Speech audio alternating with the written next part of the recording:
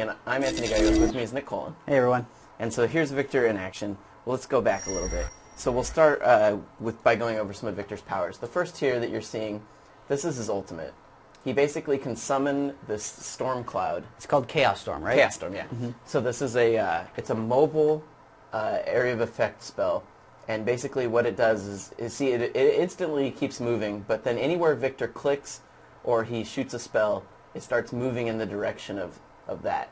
And it looks like it moves faster the closer it is to Victor. Yeah, that's correct. So if it's close to Victor, you're going really slow, or he can get close to it and you'll see it rapidly speed up. Effectively, if he wants to cast it out in front of him, he could run alongside it and have like this kind of whirlwind of death following him. So it looks a lot like, it looks like it could function a lot like, say, Fiddlesticks' ult, which is just like an AoE where he can move around while it's on, except that it looks like Victor has a little more control. I don't know if it's going to deal quite as much damage as Fiddlesticks. It doesn't look like it will. No, I don't think so. But it's going to provide, it looks like, a lot more utility. You could use it on the other side of a wall while you remain on the safer side. It looks like there's a lot of function you can have there. Yeah, Victor's a mage, if you couldn't tell. Okay. I mean, he's and the way he was described to me by the Riot people was he's a sustained damage mage. He's not like he can build him like a glass cannon, but sustained damage is really his role. Cool. So next up here, we get to see Victor's, that's his base magic missile. It's called Power Transfer, and you can shoot it at a farther range, as you saw there with the range, but if you shoot it at max range, it might, from what I understand, it won't bounce back and give you a shield, this is Victor because he's a mid-range mage. You want to be able to shoot them and have it bounce back, which gives him a damage shield. So that damage shield is a portion of the damage dealt, right? Yeah, Cool. exactly. So it's a little bit different to, say, Vladimir, who gets like a flat amount healed regardless of how much damage he deals. This is actually adjusted by how much magic resistance your opponent has. Yeah, so this is basically just, like I said, he's a sustained damage mage. So he needs to get in close, and he needs to be able to take it on the chin a little bit. Mm-hmm. So, and they suggested, if you're going to build him out, you can build him like a straight AP mage if you want, but you should make him a little more tanky. Okay. Because a lot of his stuff is fairly close range. So something like Rod of Ages would be a good end. Exactly. And then next we have Victor's next ability. Here we go. So this is Victor's Trap. This is his E ability, his W ability. So basically what it does is he throws down what's called a graviton field. Long enough, they get completely stunned. So it actually builds stacks I think it's every half second that you're in that AoE, and once it reaches 3 stacks, you get a 1.5 second stun. Exactly. So you see her moving, bam. Ouch. She's stopped. She's stunned. Mm-hmm. So one of the ways that they described that to me was if you take that and you pair it with this, you could basically create like a stun field on one side and trap them with that. Wow, and so basically they have to choose whether they're going to run and get stunned or take damage. And then if they get stunned, they can do both. Exactly. So, that's how you can become particularly nasty. The final and probably coolest visual effect of Victor's abilities is his Death Ray, which you see here. So it has that, first off, you select the area of effect. Nice. You select anywhere in that area of effect for it. It hits instantly at the starting point and then does a skill shot from there. So it looks like Rumble's ult in terms of like how it's used. You click on a spot and then you drag to determine the direction it's in. Correct. It doesn't actually have to come from Victor. It can go pretty much anywhere. You can start anywhere within that circle and go in a straight line anywhere from that point. Correct. And they said it actually works best at close range because the closer you are, it's much harder for people to dodge it because that first hit is always instant. Okay. So if you put it right on someone, you can instant hit them, whereas you see it kind of drags across the line really slow, so they could potentially run. And the coolest thing, if we go back and just look at all of Victor's powers, is you have to remember other characters give like a team buff, that sort of thing. Mm-hmm. Victor's special ability is that he starts with an item. And so this is his passive. This is passive. So he starts with an item. It's called Evolving Technology. It's a hex core that gives him additional stats, and it can be upgraded in the store. You can purchase a one-time upgrade. It cannot be sold back. And basically, the purchasable upgrade augments one of his 3 abilities. The Q ability that you saw there bounces back, and it gives him a 30% or so run speed increase. Mm-hmm. So he becomes, obviously he gets a damage shield, and on top of that, he has the ability to run. Great way to get away from a fight. This one, his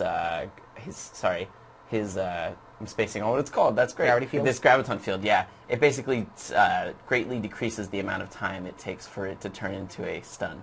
So, he could potentially throw that down and you're within it for half the time and you get stunned, depending on how it levels up. And it should be noted that the Hex Core, depending on how you upgrade it, also changes the stats that it upgrades. Okay. So the most AP-focused one is actually the next one, the Death Ray. That's the most AP-focused one. So it changes the Death Ray, it makes it do much more damage, and it does the damage over time, which you can actually see right there. She's taking damage over time as well. So that's how you can augment it. You basically augment it to the playstyles that you like. So you could really be a support character with that AoE slow and stun.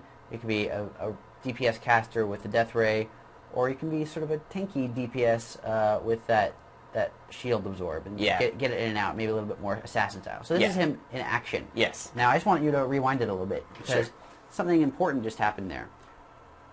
While he's casting that Death Ray, you'll see he's running while that's casting. Yeah. So he can actually run. He can cast that on the fly. There's no cast time. It's purely instant, and it continues to channel while he's moving. That's a big deal. Right there, he shot Shaco with the thing to give him a damage shield, shot the Death Ray, and then put down the shield to stun Shaco, and then hits him again with another magic missile to give himself a shield again. So he's popping that pretty fast. We'll go back just a second. That is now I just want to point out that he moved his ultimate right around the corner and helped get that kill. That was very cool. Yeah. And as you see, he's constantly popping that damage shield, Yeah. And it looks like it's absorbing a lot of damage. He is. Yeah, I mean, even right here, these people are chasing him. Bam, he throws down the shield, stuns two of them.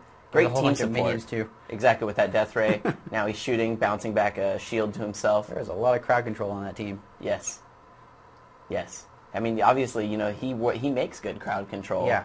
And when this team comes in and thinks they're going to initiate, he throws down that thing and stuns them all. Can really screw a team up.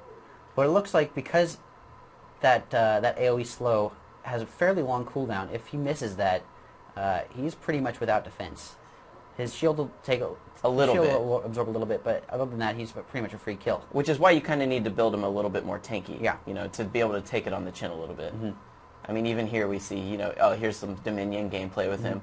I could see how he could be really good at Dominion because he's a great harassment person. He can slow them constantly. He can do that damage shield to let them live. Dive right under the towers. Now that was a cool move. I want you to rewind it just a little bit there. Yeah, sure. He casts ahead of I think that's the Nine-Tailed Fox. Casts ahead of her and gets her while she's running. I don't know if he actually hits her several times there. It's kind of tough to tell. With the Death Ray? Yeah. Yeah, I think he casts it ahead of her so it burns her, and then it's probably doing damage over time depending on how he augmented. It was just cool because it meant that even if you missed that initial burst, exactly, it can somewhere catch up along to her. the line. Yeah. And he didn't have to stop chasing her after that. So if that completely whiffed and he missed it or completely, he could chase her up, maybe hit her with the graviton field, and catch her. Bam! That's instant. He slowed him with the graviton field, hit him with the laser, and then now finishes him off with his ultimate. Now watch this ultimate. It goes around see how fast it's following? It's following the direction that he's following. That's very cool. Yeah, it effectively makes him that's dangerous when he's chasing after you. Yeah, it basically turns into Fiddlesticks, but without a teleport and a little more mobility. Yeah, I mean, he's a really cool champion. The fact that you can augment his abilities, change him into these various things, you see that with the team member who does good damage, I mean, he can become, pretty formidable. Yeah, I don't know how much damage he'll be able to do on his own, but it looks like he'll be able to fit into virtually any caster role he feels like, which is something I primarily play support characters, so I think I'll actually be able to appreciate that, where I'll have the flexibility to fit my team almost on the fly. Yeah, he's a really cool-looking champion. I like him. We cannot wait to play him. Yeah. For more on League of Legends, and as well as future champion updates, keep it locked to IGN.com.